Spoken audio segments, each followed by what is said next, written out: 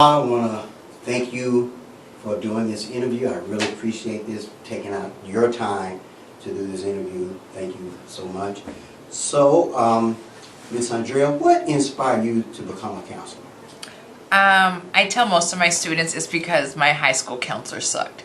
But when I was in high school, I didn't have anyone to assist or support. I leaned on my peers, my older peers.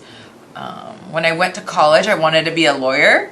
Then I found out kind of more what being a lawyer entailed, like law school. So I had an experience being a tutor at Twain High School in Linda Vista. And that's where I got the spark of like, I can be in the classroom, maybe not a teacher, but I could be a school counselor. Okay. And what are some of the steps you took in becoming a counselor? So as I mentioned earlier, at the University of San Diego, I had to take a class that involved community service. And my community service was at Twain High School, and I was like a tutor in a classroom at middle school level. And the teacher was really nice. I can still visually remember her, not her name, but I can remember her. And I just liked working with kids. And these were kids who were really at risk, that were kicked out of a school because Twain is an alternative high school. And that experience really motivated me, and then I pursued my master's in school counseling. Take us through an average work day. So, school starts when the bell rings. Today, for example, kids were already waiting for me. So you just never know, even though I might have like a calendar, an appointment, or a meeting. But kids show up, or there could be a crisis, family shows up. So you just never know. And then, my day ends after the bell rings as well, because just working on tasks, because I'm so busy during the day. A lot of stuff on the computer. Like yesterday, I was like, my eyes hurt because I was on the computer, because it's the end of the semester. A lot of kids want to do like schedule changes. When grades come out, I'm going to be doing lots like a parent phone calls or student emails. It's different every day, and that's what I tell a lot of people, so that's why I like it. Even though I might have a schedule set up or things to do, it's different every day, so I'm never bored. Yeah, so there's no average day. 8 to 5? Sure. Okay. Well, what are some of your day-to-day challenges that you face in your job? And before you answer, I just want to let the viewing audience know that we're at a very large high school in Southern California, and it's predominantly Hispanic. Okay. Yeah, the challenges is if I do have like something to do and there could be a crisis, then I'm just like behind in schedule, and that's my own like being the perfectionist or controlling that I am. The other challenge could be when students don't come to school, like on a rainy day, because most of our students walk to school and I really want to see the student. So then I email them. But sometimes I don't check their email. Or when I have to make a call home and the phone number doesn't work. And you go down the whole list and I really want to get a hold of this parent. Those are like some challenges. Just not enough time in the day too, to get everything done. Right. And now as a head counselor, you're actually filling a role as a manager, and you have a team of counselors under you. And kind of describe what that's like being a team manager. So we have weekly meetings, and I am the facilitator of the agenda, and just making sure that we are on top, on task, on target with all the different requirements that the district wants us to do.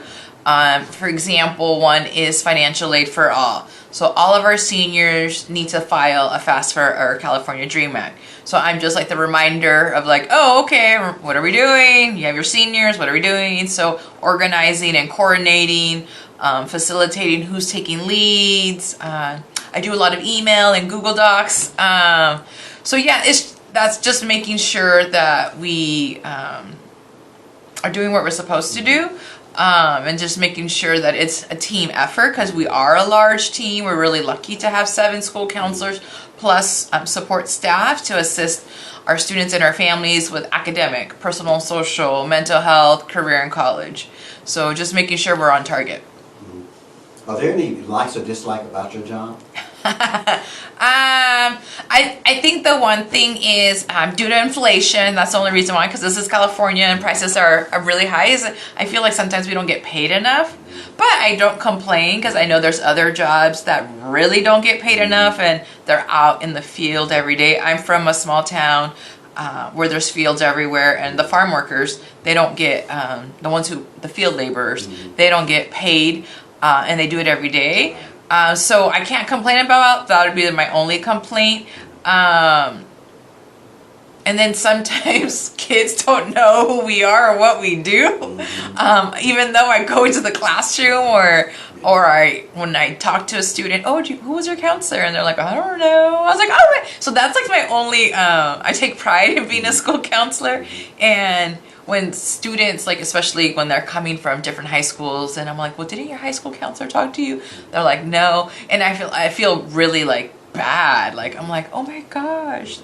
In my head, like they're not doing their job. But so yeah, that's just, yeah.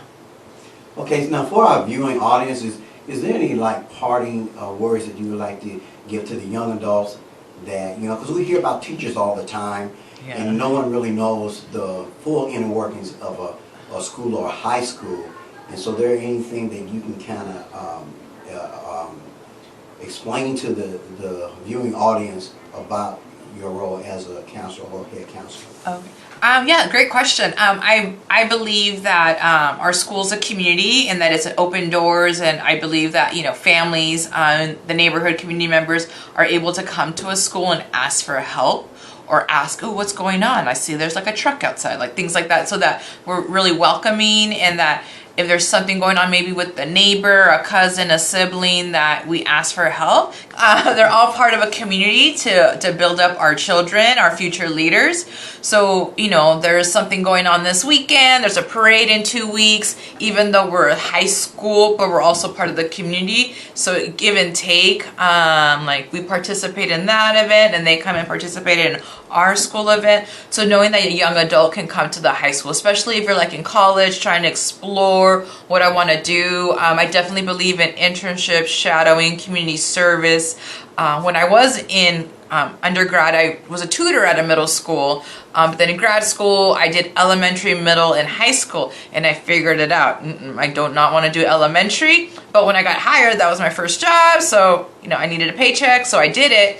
But I figured out, like, after middle school, because I was a middle school counselor, that I wanted to be a high school counselor. So just exploring, asking questions. I've had interviews before, like students have like, oh, can I interview? Because they were interested in what do I want to study. So don't be afraid to ask, because you never know. I just went to a conference recently, and the guy was talking about like our high school students calling, doing like random calls, like, I'll buy you a $1 coffee at McDonald's. Can I hear about what you do as an engineer? And I thought that was a great idea, so that our young adults, our students, that they want to know like, what's next?